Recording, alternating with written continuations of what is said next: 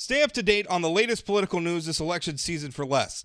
Visit inforum.news/port and get 3 months of unlimited access to our news network for only 99 cents a month. Subscribe now at inforum.news/port. This podcast is brought to you by the North Dakota Petroleum Foundation. From heating our homes and powering our vehicles to cell phones, clothing, and medical equipment, oil and natural gas makes everyday life better. North Dakota Oil and Natural Gas, advancing the possibilities. Learn more at ndpetroleumfoundation.org. Forum Communications Company is proud to be a part of the Trust Project. Learn more at thetrustproject.org.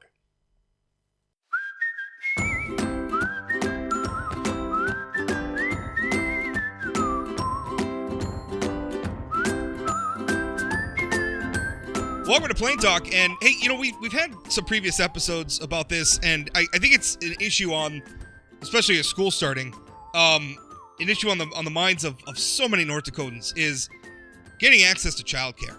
A lot of times it's hard to even before you begin talking about cost. A lot of times it can be hard just to find a spot somewhere with a licensed care center or a licensed individual or what have you. It's hard to arrange that, and then even once you arrange it, it is, at times, prohibitively expensive. In fact, sometimes so prohibitively expensive that, obviously, depending on the situation, a couple with children may decide that it's cheaper to have one person not in the workforce and stay home because the cost of paying for childcare outweighs the benefit of them earning a wage. That's an untenable situation, and I think we've been kicking around a lot of ideas about how to do it for a while. Governor Doug Burgum and a number of other leaders from our state recently announced an approach to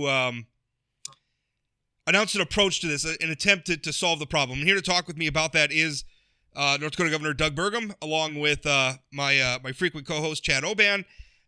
Chad, obviously, I should mention. Works for North Dakota United. He's been involved in a lot of the discussions about this as well, so he's had a role to play. But we wanted to have the governor on to talk about this plan, to introduce it, and let's explore it. So, Governor, first of all, thank you for your time. I appreciate you being on. And second of all, lay out in broad strokes what it is you're proposing. Well, first of all, great to be with you, Rob and Chad, and thanks for the opportunity to talk about this important topic. And before we jump into the framework, I think it's just good for North Dakotans to understand the scale and sort of how we arrived at this spot, the scale of the challenge and the scale of the opportunity. I think, as we know, it was interesting in 2010, that time frame, we were the only state in the nation that had smaller population than any of the states had in 1930. I mean, we had about a 75, 80-year decline where every other state was growing.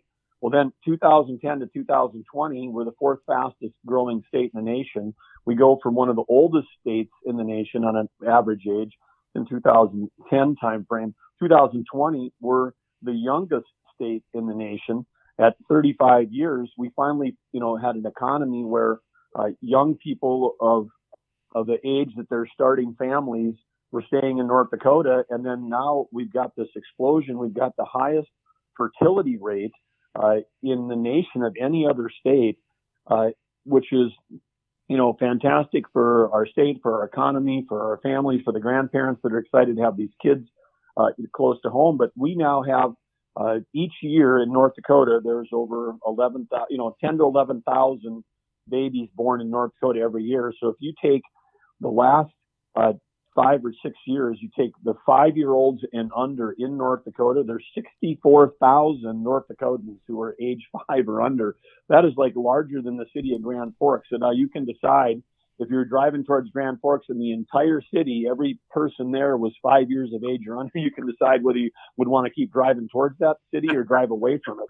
But we've got this gift of all these wonderful, young new North Dakotans, and of course, historically, as Chad would know, our state has always been deeply supportive of education. We've got the largest piece of the general fund right now goes towards K-12. You throw in higher ed, it's getting close to 50% of the North Dakota General Fund goes towards education. In K-12, the payment now just from the state portion, over $10,000 per student per year. That's over $1,000 a month per student that we pay into the K-12 system. So we spend billions on education. The state has historically spent almost nothing on the 0 to 5 portion of this thing. And so when parents find out that childcare costs sometimes $1,000 a month, and it's for 12 months, not for 9 months, and they're staring at a $12,000 in out-of-pocket after-tax costs to pay for childcare if they can find it. That's the dilemma that we're against. And there's 42,000 families in North Dakota that have these 64,000 children under 5 and under. And of the 42,000, as you said, Rob, those 42,000, of those, 3 out of 4 of those families, both parents are working, and often because they have to work just to make ends meet. And so we've got a big issue. We need to have a discussion about it. As a state, we need to have a discussion about it in the legislature. And so we were fortunate last week to stand up with nearly a dozen legislative supporters from both parties that said, hey, now is the time, and we should put together a framework. And so we announced a framework that talks about 3 core principles of the challenge. One is availability, because we have parts of the state where there are no providers available, or if there's a provider, they're understaffed and they don't have any slots, and there's these gigantic waiting lists. And I mean gigantic, like hundreds of families on waiting lists is a pretty typical thing to hear when you talk to childcare providers in our large metros, smaller numbers in the rural area, but still, waiting lists abound. So availability is one. The second one is affordability, which we've talked about. And the third one is quality, which is, how do we create professional career tracks for people that want to go into the childcare profession? We have over 800 small businesses, many of them women-owned businesses, but these small businesses that are providing this super essential service to working families of having quality and childcare. Those 800 businesses support today about 6,000 employees, and all of them would tell you what every other employer in the state is: we can't get enough workers. And so we've got a workforce problem where we need working parents to be able to find childcare, but we also have a workforce problem in the childcare industry itself. So that's the challenge. That's the opportunity. The framework we put out tries to address these 3 stools of availability, affordability, and quality. And we're looking forward to having a dialogue here and continuing through this winter with the legislature. Governor, this is Chad, and as Rob has mentioned, North Dakota United is part of a coalition along with North Dakota Farmers Union and RECs and a variety of other groups who have been working on childcare and meeting with your staff, which we appreciate, and meeting with Chris Jones, and those conversations have been very, very good. You identified a lot of the reasons why we got involved in this, right? I mean, we talk about we have a teacher shortage. We got several calls this fall from teachers who had to leave the profession because they lost their spots in childcare. So I've been working on that from that perspective, but I also have a 5-year-old that just last month, I got to stop paying that $1,000 a month for childcare. And I would say I would run away from Grand Forks if it was all 5-year-olds and under, if I had that choice. But I got to walk into the YMCA in Bismarck every day for the last 5.5 years and talk to the teachers and see the great work they did and see the bond that my son Evan had with his teachers, with Miss Carly and Miss Sydney and Miss Catrice and these wonderful people.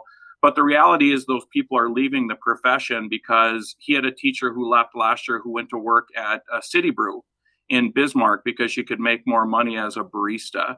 I applaud you for jumping into this space because, as you said, money's never been spent here before, and we've got to do more here. But one of my concerns is maybe this isn't bold enough. Can you talk a little bit about what we can do to raise those wages? Because ultimately, if we don't have staff in these places, it's the business that allows other businesses to do business. What's in this plan that will help workers get a professional wage and treat them like professionals, as you mentioned? Well, thanks, Chad, and thanks to you and all the organizations you mentioned, because this has really been a statewide effort. The Greater North Dakota Chamber, local chambers, the statewide Workforce Development Council, private sector businesses in all industries.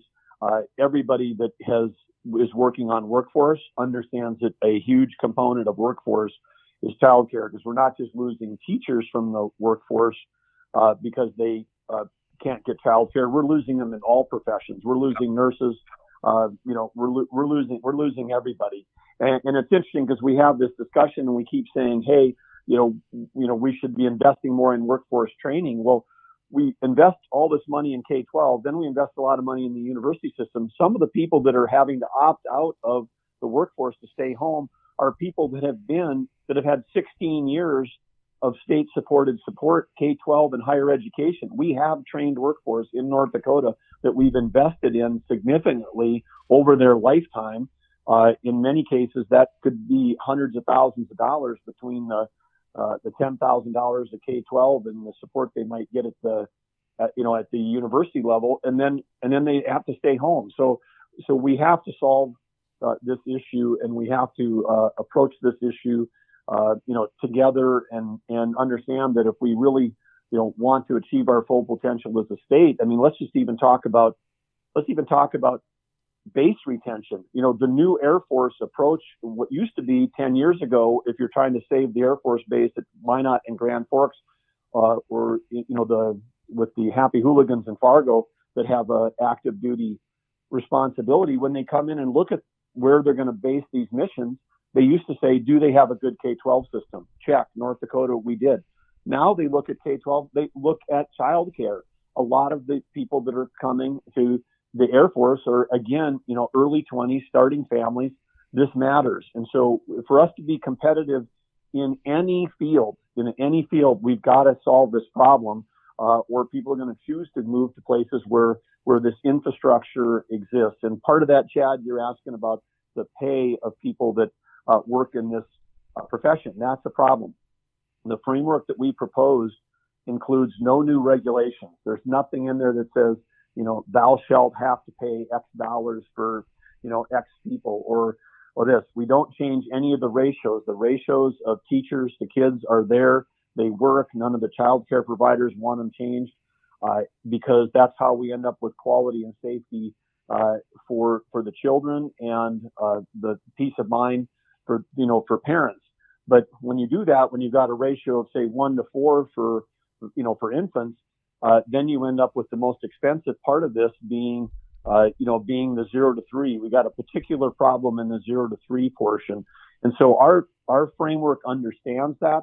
We don't change any of the safety regulations. We don't put any regulations or mandates on these small business owners. In fact, most of the feedback there was, how can you help us cut through the red tape? How can we get background checks done faster and more efficiently, because we're losing people sometimes in this 4-week period before they even get started. So there's a number of red tape things we can do, but on the pay, the market is going to set the pay. You mentioned the barista problem.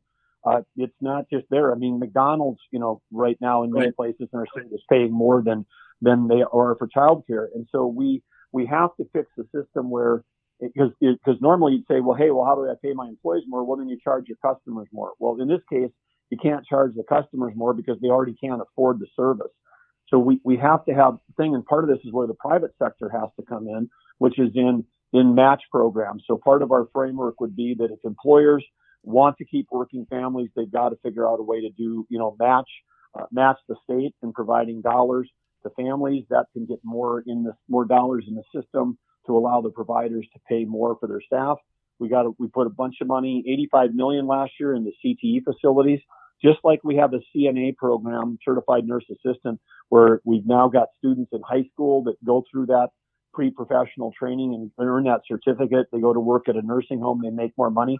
We need the equivalent of a child, care or child development type certificate program so we can professionalize the industry, create career paths for people going in. So a number of things in the framework, but yeah, Chad, that's absolutely a piece that we have to address. Talking about pay, I mean, if we're going to talk about our bona fides, I spread my kids out. My oldest is going to be 22 in November. My youngest is still in childcare. I've been paying for childcare for more than 2 decades. What I've paid is well into the 6 figures.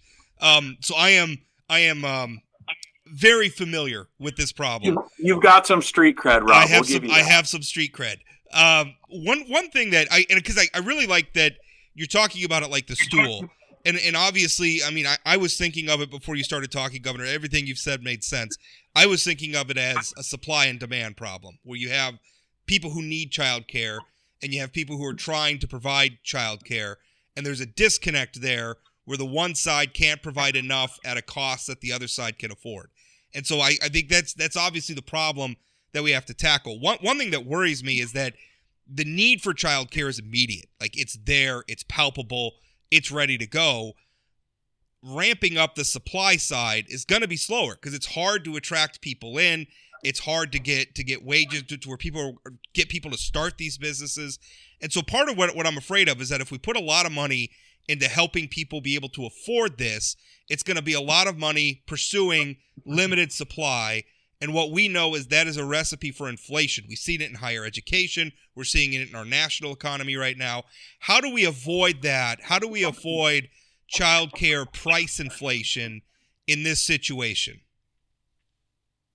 Well, you understand the problem well, Rob, with that description, and that's why this framework that we are addressing, availability, that's the supply side, affordability, that's the customer, the cost side, the quality side of this triangle, has to do with the, career paths and the how do we get good people into this industry versus others without causing inflation, both in this one and in other industries as we compete for labor. So it's going to take time, but if we seed it with the right amount of money, in economics, you can have a positive economic spiral where you get, you start having, more startups. The ones that are running, they start adding more slots. They start paying more. We're supporting the families. We work our waiting list down, and we can create a positive spiral where the industry grows and can keep growing incrementally in a profitable way. What we're at right now sometimes is the opposite thing, which is we have this cascade where, somebody can't get enough workers, and so then they end up having to reduce their hours or close. And we know this because the phone rings in the state when this happens. Some center might close and they've got 80 kids. Well, all of a sudden now you got, 80 families that are calling their employer and saying, I can't be there next Monday because I don't have childcare. And this happens more frequently than we would care to understand. But if you're in tight economic conditions or you can't make your payment to your landlord, we end up with childcare businesses closing. And so some of what we have in here includes, proposals for facilities loans through the Bank of North Dakota to help on the how do I incrementally grow and expand and create more slots? Well, sometimes I need more physical space to do that. How can we do that with private-public partnerships? There's even places in rural North Dakota where we've got empty classrooms in our state school buildings. I mean, in the local school buildings. I mean, could those be run as a private-public partnership where you've got an empty classroom, but that classroom gets leased to a private owner that is running a daycare center, so they don't have to, they can take some of that facilities cost out. So all of those things are part of this, part of the framework in the proposal, and they're all going to need to be debated. And I think we'll have a healthy debate about what, how much to put into each of these components. But as you're saying, Rob, it's got to be a balance across all 3 legs of the stool. Otherwise, we'll create more problems. Yeah, and I think on the supply side, in terms of going back to the staff, I don't know of anybody who is sort of calling for a regulation of like a childcare minimum wage or anything like that. I think ultimately what everybody's talking about is getting more capital into these facilities, right? No matter if it's through the government or through private sector, and that's how we're going to raise the wages, because ultimately the market's not working here. Because to your point, Governor, you can't charge people more. People are already being maxed out. I want to ask about one specific part of the proposal, and that's the child care tax credit. And this is something that, I mean, frankly, I think everybody would be supportive. But my question for you is, a couple of weeks ago, you announced a flat tax that would eliminate income tax on the 60% of lowest income people in the state. Wouldn't a child care tax credit just benefit the 40% of people who are still paying income taxes? Or are you looking at something that might be refundable for folks who aren't paying income taxes?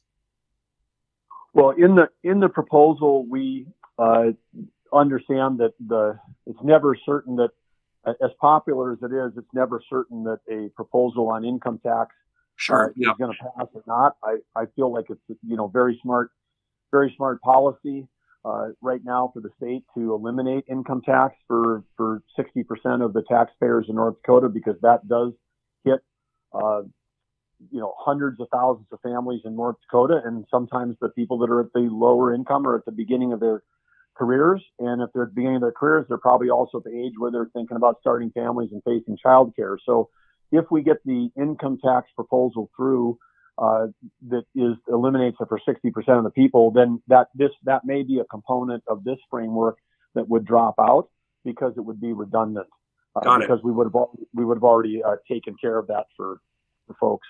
But I want to go back to one thing Rob said when you're talking about your own street cred and family, in terms of how this works. The one thing that was really surprising when Lieutenant Governor Sanford and I were having the roundtables and meeting with providers, and then particularly if you're in some small rural towns where there's one provider and they end up knowing all the families and they've known them for generations. And the whole thing is the number of people that said that the parents were coming to them and saying, is there going to be a slot open or not next year? And they were basically making their family planning decisions about whether they would have more children or not based on if they could get childcare. Wow. And I think for a generation that's for my generation, that's just a thought that probably never entered anybody's head when they're deciding, our three kids, all came kind of 2.5 years apart, and we weren't deciding on the third one of, hey, is there going to be a childcare slot available?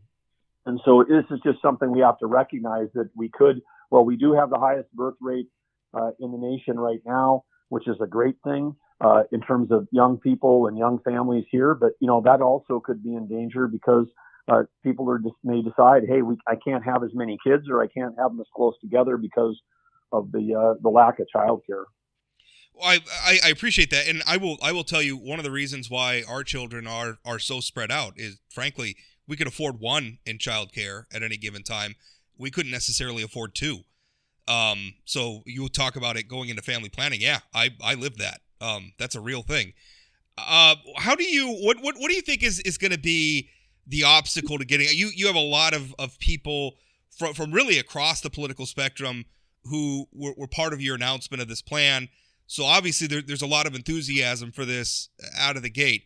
But what do you foresee as what do you think the toughest argument's going to be to make to get this through the legislature? What's going to be the sticking point? Well, I think there's a number of issues, and this is not strictly to be the fact that it is that our legislature, well, they are our elected representatives. They don't match the state average age is 35. That's not the average age of the legislature.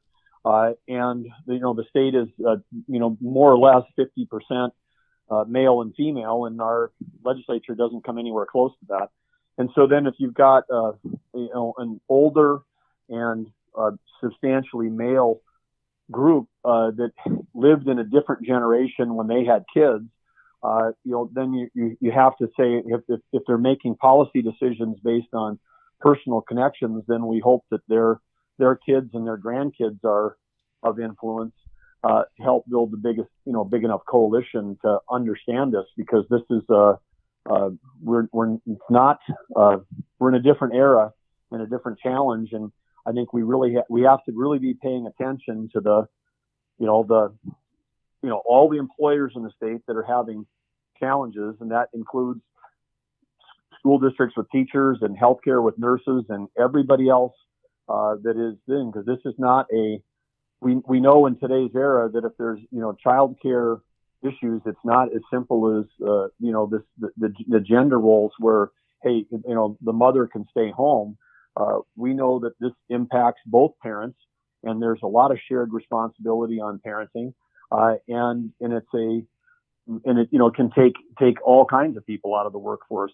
And that's that negative economic spiral. We take people out of the workforce, and businesses are less profitable, and then they start going down, and then they pay less taxes, and then the whole economic system. So workforce is the key here, and supporting working families is key. And so we have to really be listening to and thinking about those 42,000 North Dakota families with kids under age 5, where 3/4 of them are working. I mean, that's the group that we have to listen to and really understand their situation, their dilemma, and as we go forward on this thing, because this is not one where we can nostalgically think about, hey, it used to be this way when I was, growing up in a small town like I did in Arthur, where I'm sure there wasn't even a child care provider in the town. There is just a different era. So that's the biggest challenge we have. Of course, the other challenge is going to be prioritization, because we've got we're fortunate fiscally. The state has never been in better shape, but we've got to be thinking about, hey, what are the priorities in terms of where we want to make those investments? And there are a number of things that the states that are going to line up that will be competing for these dollars. So those are the challenges that are ahead. First is the policy and the framework and getting a plan that can pass, and then the second one is making sure that the funding gets prioritized. Governor, before I let Chad ask the last question, I wonder, because you've made this point twice now, you're talking about 64,000 North Dakotans who are age 5 and under, representing how many households again? There's 42,000 working families that are the parents of those 64,000 0 to 5. That is an enormous chunk of our workforce and our population. Anyway, I wanted to reiterate that, because that I hadn't thought about it in that context, and you've said it twice now, and it blows my mind, and I think it really puts into perspective how needed this sort of policy is. Chad, go ahead. Yeah, and mine isn't so much as a question as thanking the governor for bringing up the demographics of the legislature, because I think that is a really, really big deal. And I think all of us as constituents in the state have a duty to talk to our legislators, particularly those of us with children of school age and children of preschool age, about this problem. Governor, I think there's maybe 1 or 2 senators left with school-age children and a handful in the House. It is just a different world. So I would really encourage anybody listening to talk to their legislators to talk about how big of a deal this is. Help them understand. Help them understand. Yeah, help them understand. And it's not their fault that they don't understand. It was a different time when they were raising kids. But I mean, when we put Evan in the Y, we had to pay for 3 months full payment to hold the spot. I mean, $3,000, and we had the kid at home during that time, but we needed a spot. I mean, this is a really big problem. And again, thank you, Governor, for stepping up in your administration into this space. And I just want to reiterate, I hope we go bigger, more money into this problem. It's a crisis. Okay, well, I'm sorry, Governor, if you had any last thoughts, certainly we can wrap things up. Appreciate the opportunity to talk about it. And both of you have got that direct experience. And I'd say, again, we do need to have citizens in the legislature understand this macro problem, which is really significant. But, an easy way to think about it is, which we roughly we've had about 120,000 kids in K-12, which means we have about 10,000, per grade in grades 1 through 12. Well, now we've got more young people and growing faster. So these age groups of 0 to 5 are actually getting larger than what we've had in, we got more 1-year-olds than we've got 18-year-olds in the state because of this birth rate thing. So the problem is significant today, but it's getting bigger, which is a positive thing, because that means we're finally have solved this thing that my whole lifetime, which is, the young people are leaving and all their towns are dying. Now with the highest birth rate and and young people, building families and great careers back here, it's imperative that if we want to solve this problem that existed, literally for many people's entire lifetime, all they saw was North Dakota in population decline. We have to have a different mindset. We've got to have a growth mindset that we're in a different era, and that's going to take different approaches to how we do this. But how exciting that we get to work on this. I mean, this is the thing in that people would have dreamed in the 1980s. When Vision 2000 work was going on. The whole headline was North Dakota dying because all the young people are leaving. Now we've got young people staying and raising families. And if, people want to be close to their grandkids, this is probably a time where we've got to invest in this, because it is just, people get shocked that it's $1,000 a month or more, for childcare. And so if a family gets to having the second child under age 5, which often would be the normal kind of, rate of, birth rate, all of a sudden you're staring at $24,000 of childcare expenses after tax. Well, if you've got both parents working and both of them are making $50,000 and you have $100,000 gross, all of a sudden they're looking at 24% of their income, towards childcare expenses. This is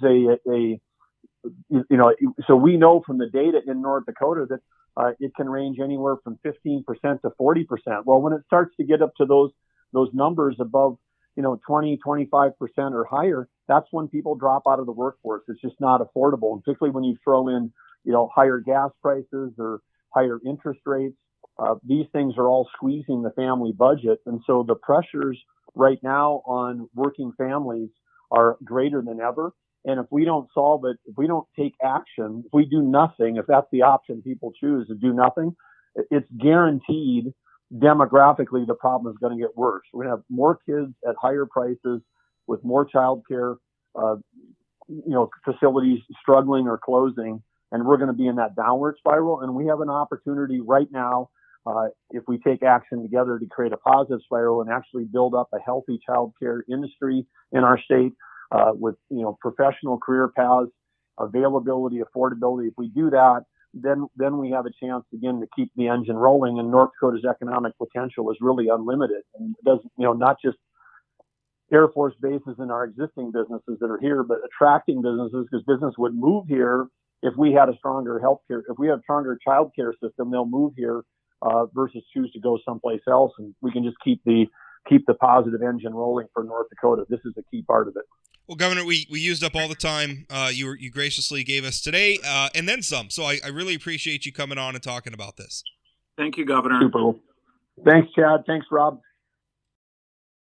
Hi there, my name is James Wallner. I produce and host the podcast Dakota Spotlight, a true crime podcast that tackles historical and unsolved crimes in the upper Midwest. Follow along with me as we search for a missing girl, attempt to solve a 45-year-old murder, and much, much more. That's Dakota Spotlight Podcast, anywhere you get your podcasts, or at inforum.com/podcasts.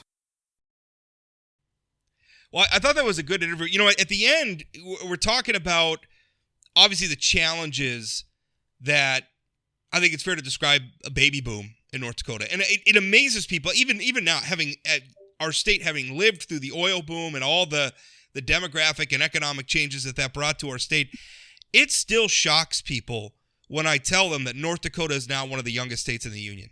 We're pretty consistently either the youngest or close to the top of that list. And that, to me, that's a good thing. It wasn't even that long ago. I think the governor was talking about the 80s and the 90s. I remember at the beginning of my writing career, which was early 2000s, one of the things I was writing about, I was complaining about it at the time, was the legislature growing K through 12 budgets when we had a declining K through 12 enrollment. And it wasn't a slow decline. It was a pretty steady 5, 6, 7, 8% decline. I have to go back and look at the numbers. But my memory is it was a pretty consistent decline over years. That I would rather have this problem than that problem. So first of all, I just want to say, and believe me, I am sympathetic to what a problem this is for a lot of people, but gosh, is this a good problem to have? I am so happy that so many young people are coming to our state and they're finding reasons that they want to live here, whether they're job opportunities or our culture or our way of life or whatever it is that's drawn them here. This is a good problem to have. And I'm glad that this is the sort of problem that we have in front of us to solve, but obviously it's a serious one and we need to solve it.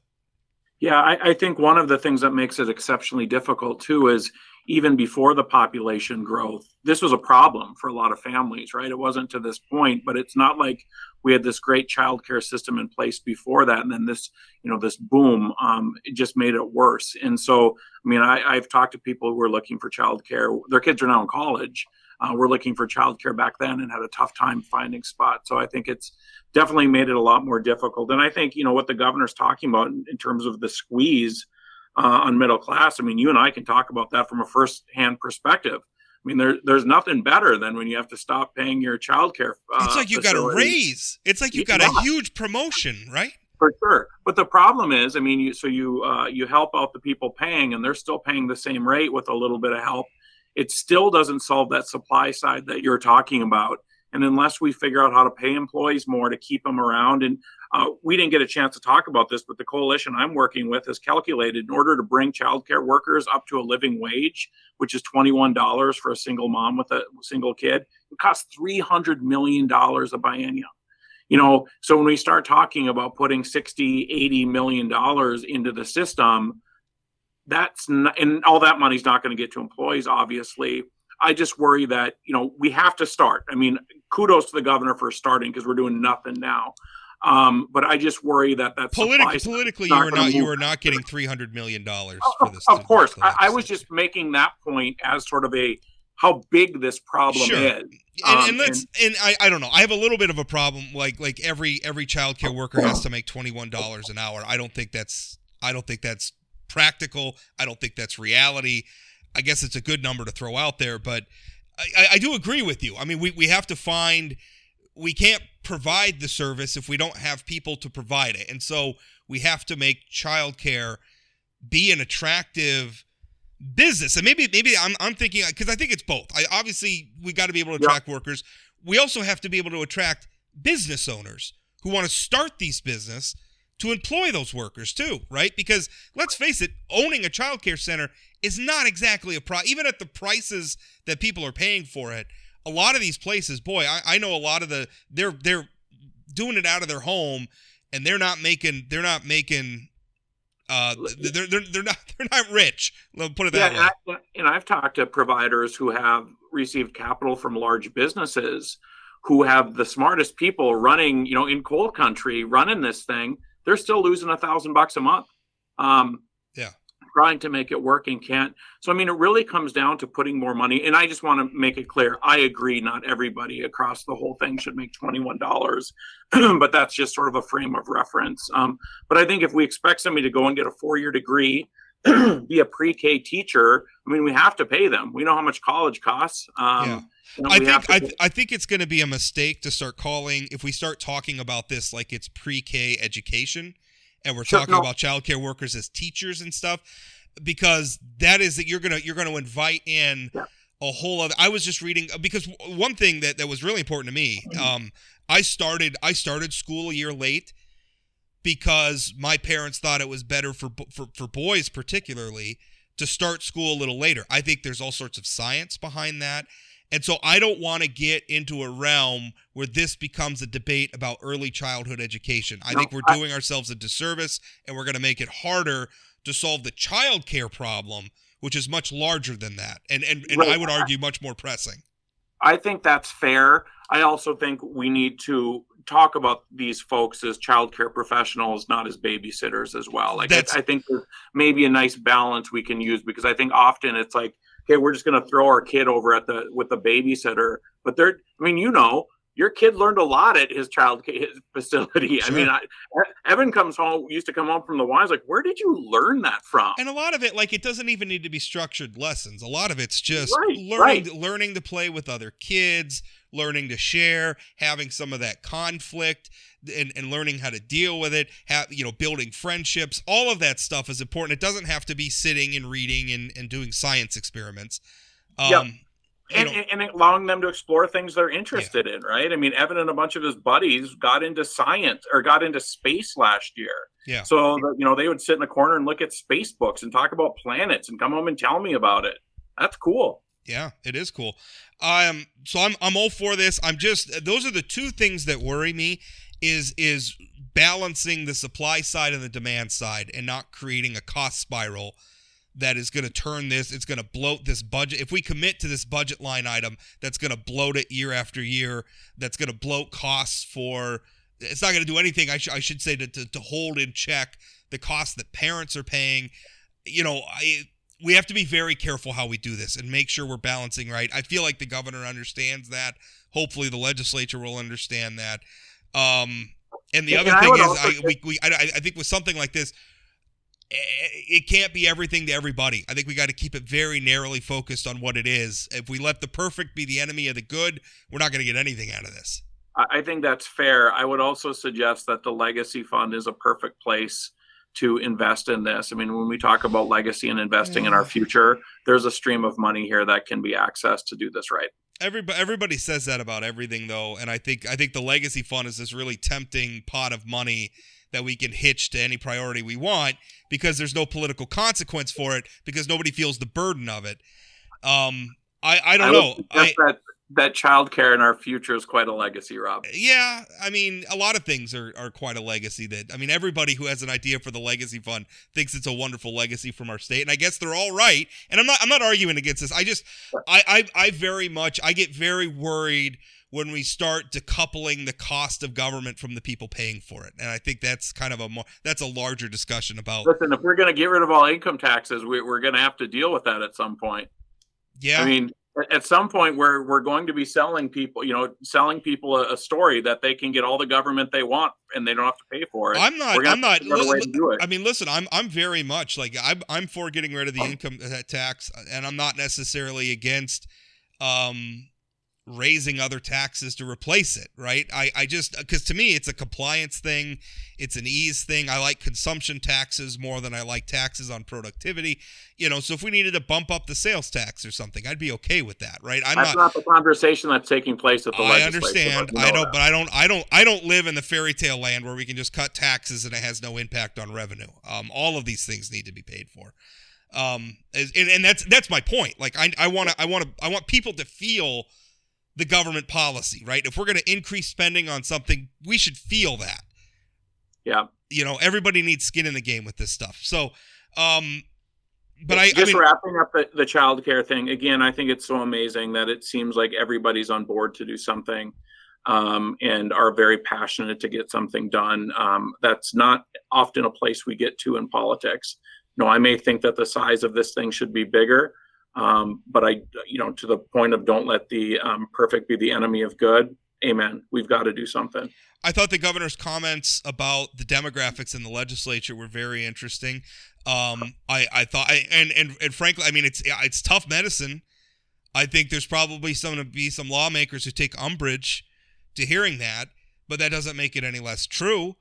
And I would argue that it's not even so much a gender thing, but a generational thing. I think there's even I've spoken to women from that who don't understand why modern women don't just stay home with the kids, right? That worked in your generation. It doesn't work in our generation. So, I think it's even less so a gender issue, although that's part of it. It's a generational issue, and I think a lot of the people in the legislature. Please listen to your children, listen to your grandchildren, listen to the family age, child raising age constituents in your districts. Listen to them because this is a problem. Yeah, and I think that, I'm a firm believer that having different generations, having different genders, having different political philosophies at the table always helps make the best policy. And so I think that maybe it will be hard for some people to hear that they're not in touch. But when you only have a handful of legislators who are of the age where they have children at home, it is a different look at things. And I'd encourage voters to, maybe diversify the legislature a little bit in November.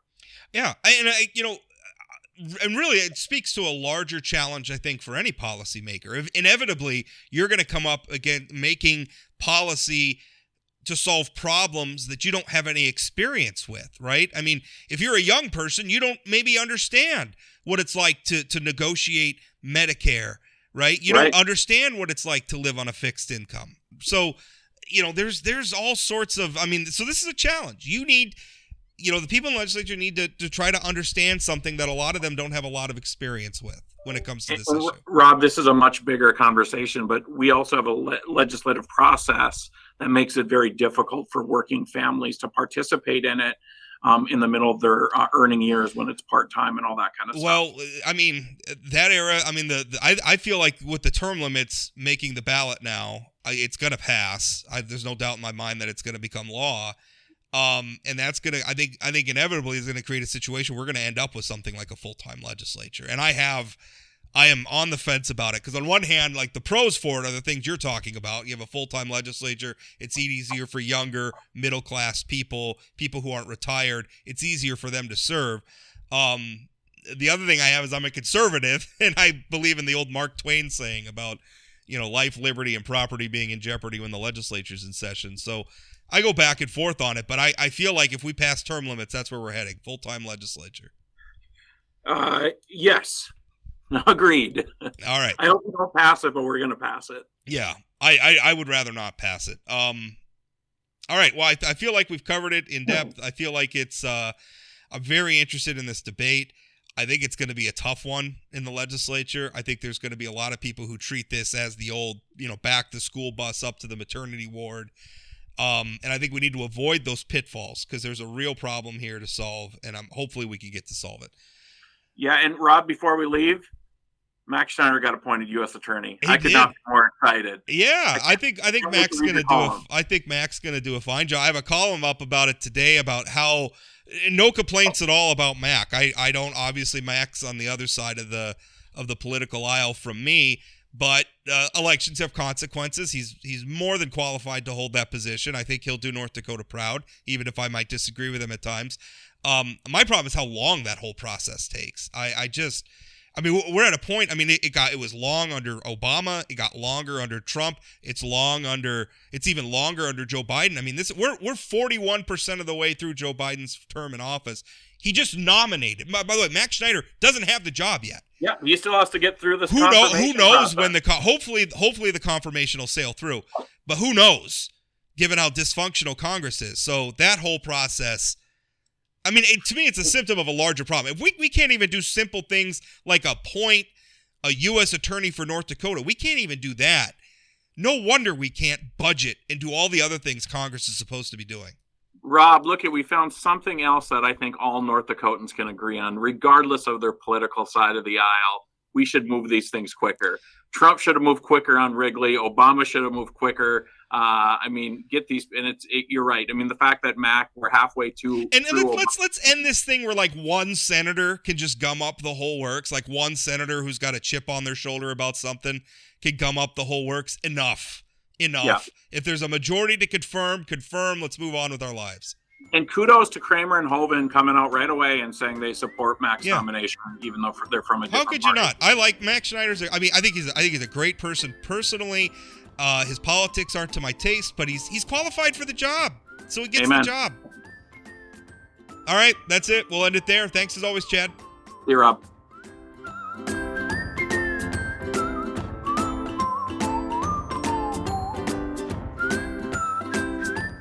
Did you know Forum Communications Company has a robust podcast library? At inforum.com/podcasts, we have everything from politics, sports, true crime, outdoor adventure, and more. Visit inforum.com/podcasts and explore them all today.